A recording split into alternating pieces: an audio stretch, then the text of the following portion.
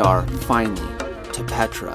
Now, Jordan has been on my list of countries to visit for a while, and Petra has held a unique source of fascination in my mind since I was a child, and I think many others.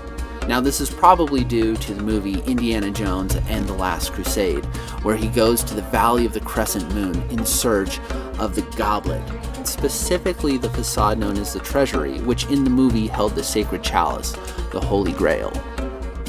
Let's talk about the real history. The Nabataeans have inhabited the area for the past 9,000 years and settled in Petra, their capital, as early as the 4th century BC.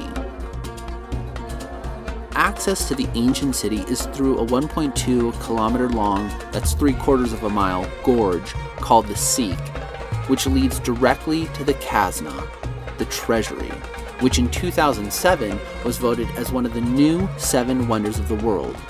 In 2019, over 1 million people visited Petra.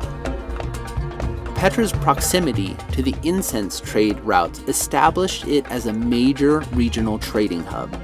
The trading business gained the Nabataeans considerable revenue, and Petra became the focus of their wealth.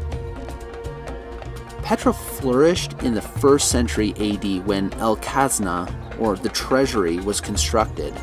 At its peak, Petra had a population of 20,000 people. The Nabataeans were famous for being able to control water, and you can see the remains of dams, cisterns, and a water conduit that funneled water all the way through the vast canyon. The canyon has many facades that are less famous than the treasury, but no less impressive. From the high point of sacrifice, much of the valley can be seen, including the tombs of the kings.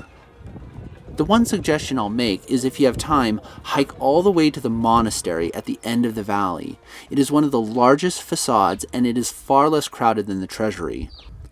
From just beyond this area, you can see the mountain said to contain the tomb of Aaron, who's Moses' brother, and the valley beyond. Be prepared for significant interactions with local Bedouins who are trying to sell you trinkets or camel rides.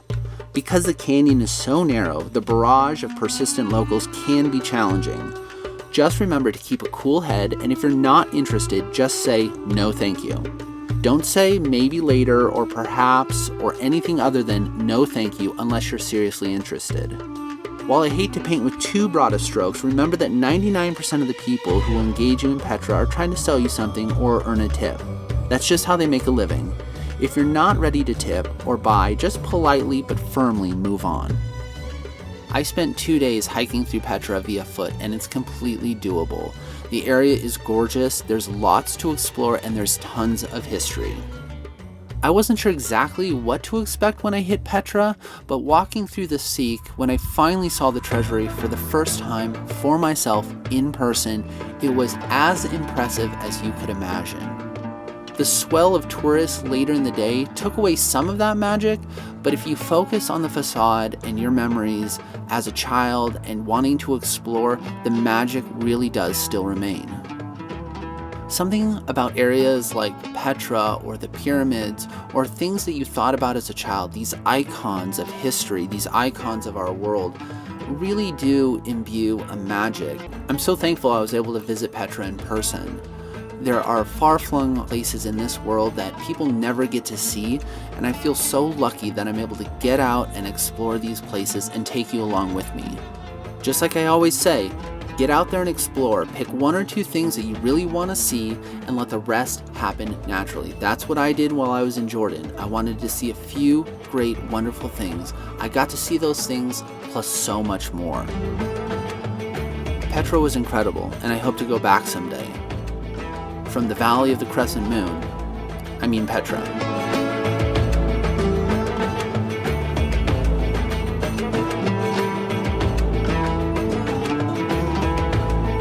That's it from South Jordan. Now get out there and live your life.